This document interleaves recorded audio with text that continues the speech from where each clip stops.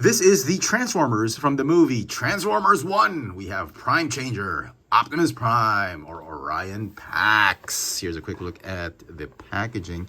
Artwork's actually pretty good. Here's a look at the photoshopped image of the figure. Here's the promo art. I picked up this figure from my local Toy Kingdom store for about $32. $32, and it's not even a deluxe class figure. It's somewhere in between a warrior class and a deluxe class. They call it a Prime Changer. You know, I've heard good things about this figure, so I wanted to check it out. Let's get this guy out of packaging. And here is the Prime Changer Optimus Prime, or Orion Pax from Transformers 1 out of the box. And guys, you know what? I was trying to be optimistic with this figure. A little bit hoping that would be much cooler than I thought it would be, but it's not. It is an expensive piece of crap, and it is looking to be a hot mess. Let's take a closer look at the details of this new Transformers 1 Prime Changer Optimus Prime Orion Pax. It's time to show them we are more than meets the eye. Transform and roll out! Head to toe, the figure stands at a measly 13 centimeters tall, or about 5 1/8 inches tall. He feels like he's a premium series warrior class. It's somewhere in between a deluxe class and a warrior class. It feels really premium when you first look at it, but when you start messing around with the figure, you'll notice the backpack is cheap. The backpack is cheap plastic. Forearms, fists, cheap. The legs are okay, but the panels making up the legs that form the wheels, they're okay. They're solid enough, but they do feel light and cheap. Knees feel cheap. The torso, chest, and matrix, and the thighs, they do feel premium. When you're sifting through several on the pegs, just make sure that this fist is still attached, because I've seen some that are missing the fists or they're floating around somewhere in the box. Most of the paint apps are pretty good. I was actually surprised that there's silver paint on the thighs right here. Normally, Hasbro wouldn't do that. They just do the unpaintable plastic, but they did it. So, okay, nice silver highlights. One thing you should worry about, though, is the chest. That glossy baby blue paint apps on the chest, particularly this part right there. There are some imperfections, like it's like they've been painted over or just misaligned or something like that. This was the best I could find, but this area right here, you got to look out for it. There's a lot of imperfections, and you will see it through the window, through that twist tie. Just make sure that that thing is painted on squarely. The head sculpt's been painted okay. The legs are pretty solid because of the way they transform, but you can see the holes or the gaps or spaces right there.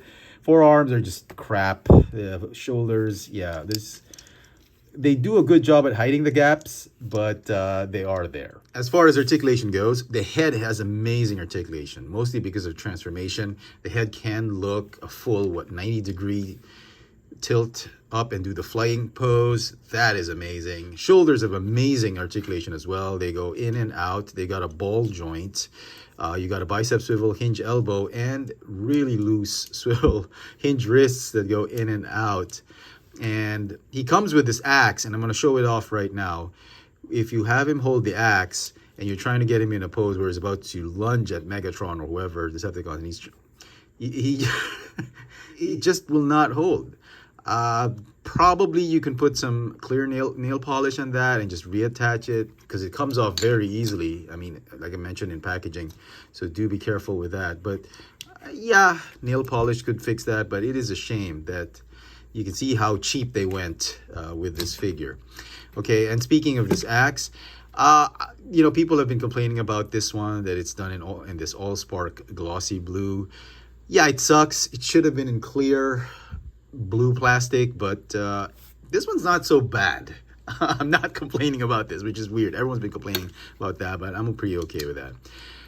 Hips are on ball joints, so you can do splits forward and backward. You go thigh swivel, hinge knees, no ankle rockers. That is so unforgivable. I mean, it's not that difficult, because the hinges are right here behind the legs, but the whole foot molded, like the way they've molded the foot, it is relatively easy to put a hinge right here, a pin hinge right there, and then just detach that. That could be a rocker tilt. In today's standards, there has to be a rocker tilt, considering the fact that they are selling this figure as a deluxe class figure and not as a warrior class. But one thing that saves this figure's articulation is this. Fantastic waist swivel. Normally you wouldn't expect that from an animation deluxe class figure or a warrior class figure, but they did that. That wasn't part of the transformation. I am shocked that they even did that. Incidentally, the smokestacks can be used as laser weapons. Does the instructions say? I don't think he does that in the movie, but it is there. Here is a standard Generations Deluxe class figure in today's standards. This is the Legacy United 5-pack / Earthrise Deluxe class Sunstreaker. And here is the Studio Series 86 Buzzworthy Bumblebee Deluxe class Cliff Jumper Nogger Bee. And just for fun, here he is with the Leader class Earthrise or Kingdom Optimus Prime. Now, one thing this figure does better in robot mode, in my opinion, compared to the Studio Series figure, is his proportions. The midsection is about 2-3 millimeters, just a little bit 2-3 millimeters longer than the Deluxe class Studio Series figure, and that makes his proportion much better. He doesn't look like Gimli, he doesn't look like a squat figure. I love the proportions, actually. The axe does store on his back. The instructions don't mention anything how to store the weapon in robot mode. On his chest, can open up the chest and reveal the matrix of leadership, and he can actually hold this one.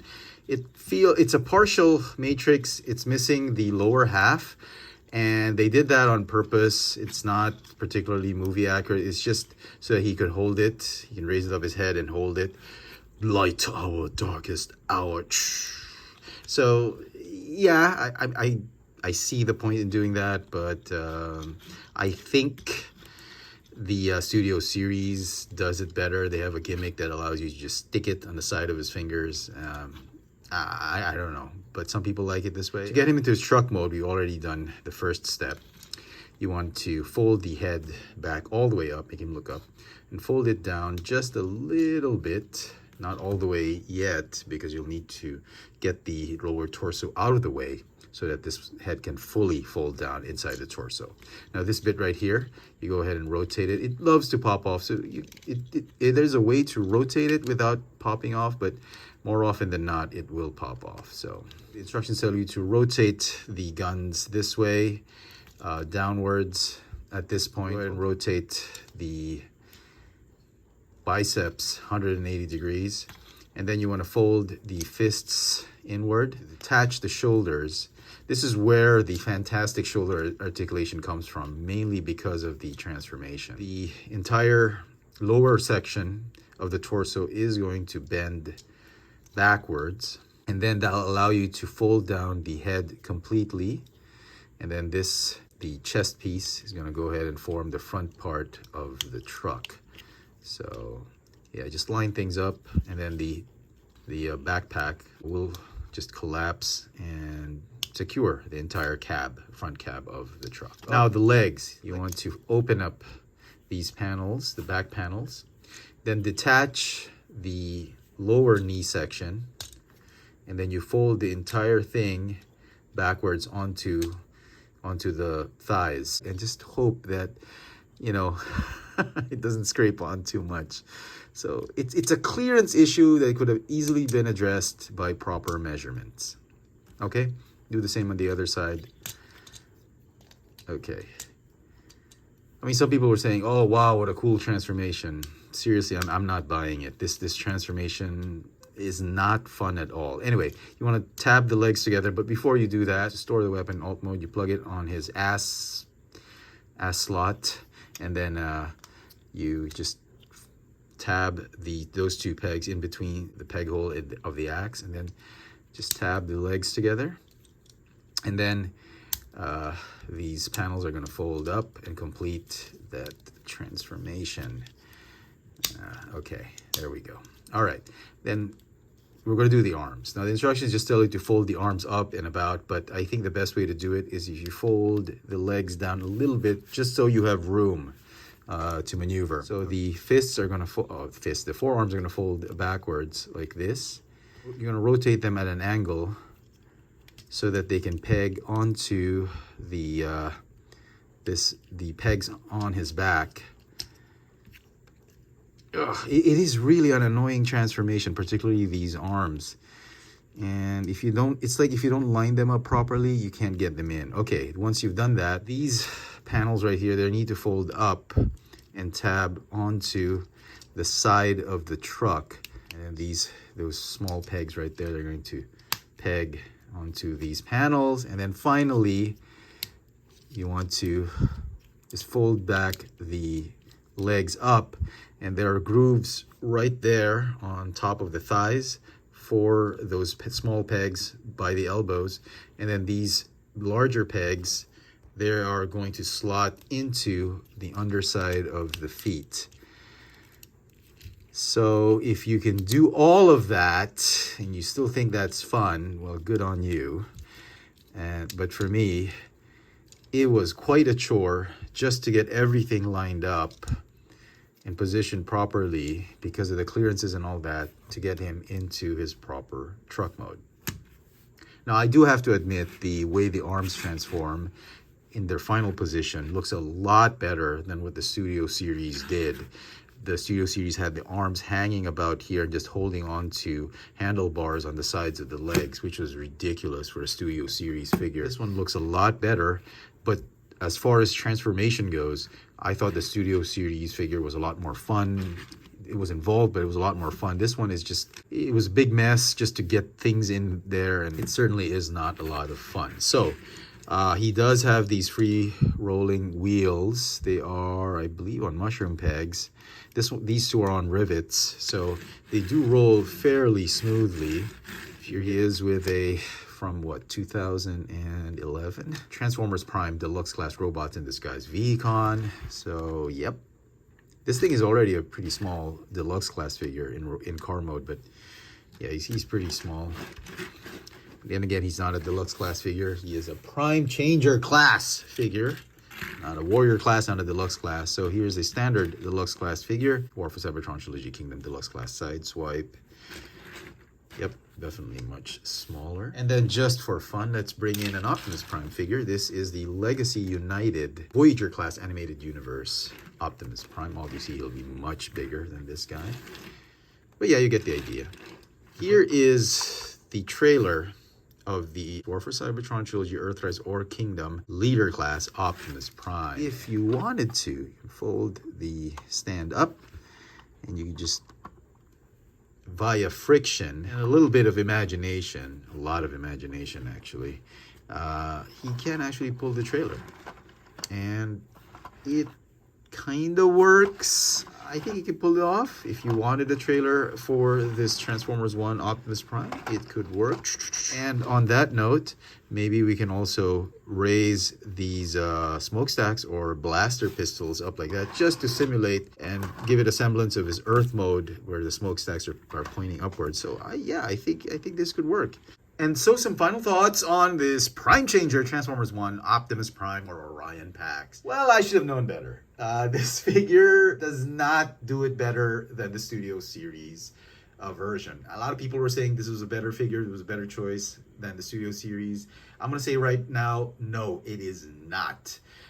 Despite the fact that this guy does a few things better than the Studio Series, namely the proportions of robot mode, the head sculpt looking up, Cybertronic truck mode for this figure definitely looks better than the Studio Series. But as far as plastic quality goes, articulation, sculpt, engineering, even accessories, I think the Studio Series is far better than this figure. This is basically just a premium version or a premium styled Warrior class figure that is being sold as a Deluxe class figure. The engineering on paper should have been an excellent figure, but when it came down to executing this figure, the execution just fell short of what it's supposed to be. They just tried to go cheap on a lot of things. If you really must get this figure, the only way I can recommend it is if you're trying to complete your lineup of Transformers 1 characters in action figure format, maybe the Prime Changers is the way to go, because it's going to take a year and a half to 2 years